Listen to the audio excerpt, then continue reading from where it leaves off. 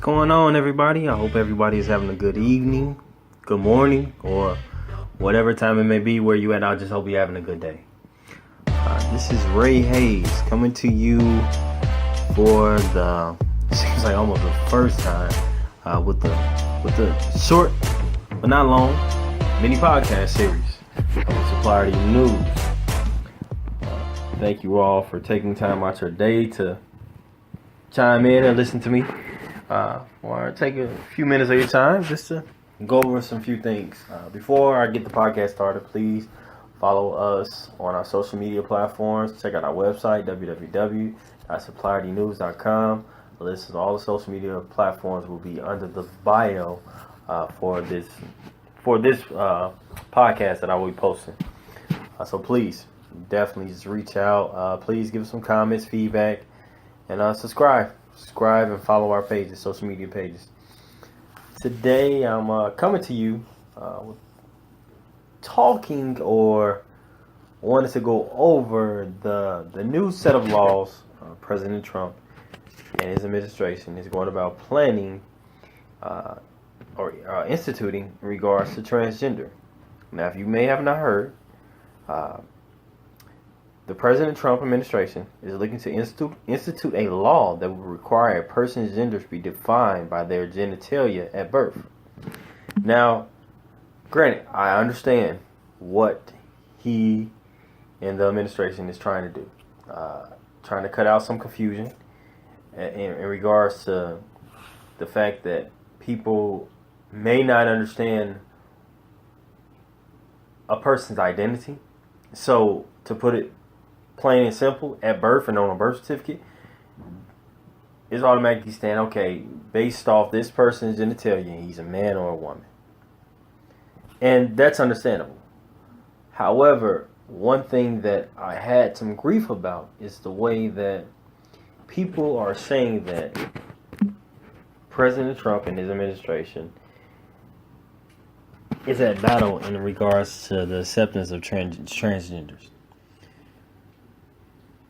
The thing is, President Trump and the administration are not the only people who are having grievances about or the acceptance of transgender people. Society as a whole is going through a whole new transformation, going about how they're, I hate to say it, but dealing with transgender people and going about respecting them. Someone recently brought up the fact to me about pronouns, and someone asked him, how do you identify yourself or go about what are your pronouns?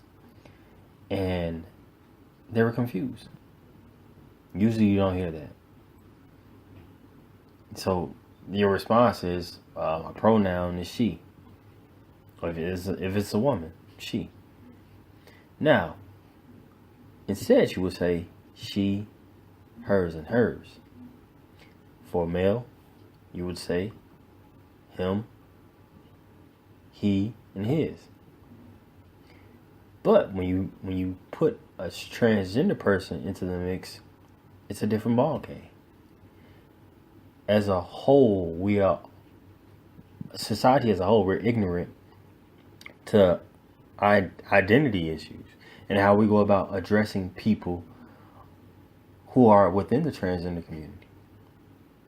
We haven't fully accepted it, nor we're ignorant to the fact of how we address people within that community. So it's like I said, it comes as a surprise to me when people say, okay, President Trump and the administration, they're not accepting them. Society as a whole, we all have to change our ways. We have to learn, become knowledgeable about these new things that are being implemented differently on a daily basis. And if we don't change, we'll never embrace transgender people. So when I heard that, I mean, it kind of baffled me because it's not just the president or Congress members. It's the entire damn the United States of America.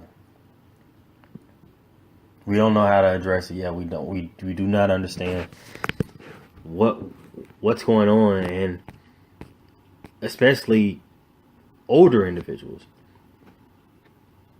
I mean, they're not trying to be rude, but they just don't know.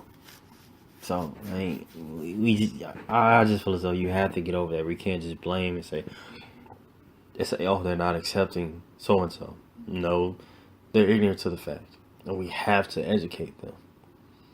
And there has to be more education about gender pronouns or identity issues. We have to address those in order to go about changing as a society. So that's enough on that subject. But I wanted to talk about a recent Instagram post I saw as well. And the post goes as follows. It says, Netflix did not kill Blockbuster. Ridiculous late fees did. Uber did not kill taxi businesses. Limited access and fare control did. Now, let's stop on that one. That's so true. A lot of taxi cabs did not come or did not travel out to the south side of Chicago. I'm just using Chicago because I'm from Chicago. And a lot of taxi cab drivers in almost all cities are not too open to travel to the urban communities. They focused on staying in the downtown areas or the metropolitan, the big name areas of town. They didn't go out to the minority neighborhoods. And you hear people saying, okay, that Uber's killing taxi drivers. No, that's the honest truth. Taxi companies killed themselves, but by not changing with the times and not embracing the fact that, okay, people outside of downtown or the well-populated areas within the city or the non-crime ridden areas or the areas that majority non-minorities lived in, basically the non-minorities were not the only people seeking taxis. And you going about disregarding minorities and their communities, you're going to lose business. And Uber thought of a brilliant idea. Why not embrace everybody? So, yeah, that's a winning method. I mean, the fact that, okay, I'm not going to service this area because I'm afraid of this area, or there's a crime-ridden area, or there's a lot of minorities in this area, or the fact I just don't want to go over there. You're going to lose. And that's what anything in society, that's what the whole idea of what we talk about on SupplyDNews.com all the time, embracing diversity. If you do not embrace it, you're going to lose profit. You're not going to grow with the times. And you're going to lose a customer base. You're not going to grow. Victoria's Secret, prime example. Victoria's Secret, I can understand if you do not want to change your business plan. And if I was them, I probably wouldn't either, because they're still selling bras and panties like crazy and lingerie. Why would I change the plan? But just imagine if Victoria's Secret opened up bras and lingerie and panties for plus size women, or selling nude products to minority women. Things could change. Or also transgenders. Like, just imagine that new customer base they'll bring in. So, yeah, let's continue on. I know we stopped at Uber, but let's continue on. Another thing from the Instagram post was that Apple did not kill the music industry. Being forced to buy full-length albums did. I understand that one, but to a certain degree, Apple did kill it because it made it music more accessible and For instance, granted, a lot of artists could have just sold singles, and a lot of them did. I mean, it was you can buy a CD with just a single on there, and it was a few less dollars. The fact that Apple made it more accessible to buy music, that's what killed the music industry. I can go on my iPhone, on my computer, and download an entire album within 10 minutes after it comes out. Now, before, I had to go to the local Best Buy or the music store and wait in line maybe a few minutes to buy an album. And that album had came out a week ago because I couldn't get to the store the day the album came out. So being more accessible, I think that's what kind of hurt the music industry. Amazon did not kill other retailers. Poor customer service and experience did. And that's why I want to stop. That's 100% true. Customer service can destroy, or not, the lack of customer service can destroy a business. Prime example. I had to go out and get some new tires put on my car a few days ago. And the customer service I received was absolutely horrible. I got to the place around, they said, 8:30, 9 o'clock in the morning. I didn't leave until, let's say, I think it was about 12:30 in the afternoon. I was there for over 4 hours. And the guy at the front desk had no idea how long it would take for me to be seen. No idea when I asked, hey, what's going on with the car? How many cars are ahead of me? Doesn't know. I literally had to go outside and ask the people who were doing the car what was going on. Came up to the counter when I got there. Didn't say good morning, didn't say anything, just looked up and expected me to say, hey, I'm here for something. One of the young ladies asked for some coffee. Never responded to her. Took her 10 minutes to respond. You gotta wait. That was his response. Gotta wait.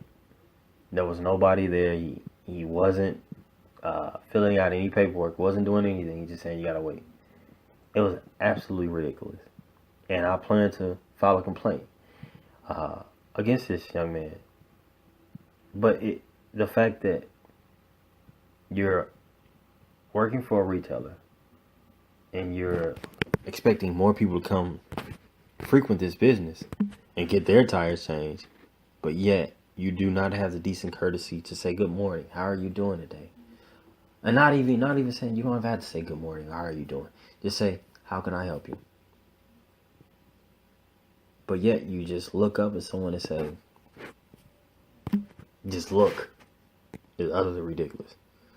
So the fact that, granted, yes, Amazon did not kill other retailers. That's 100% true.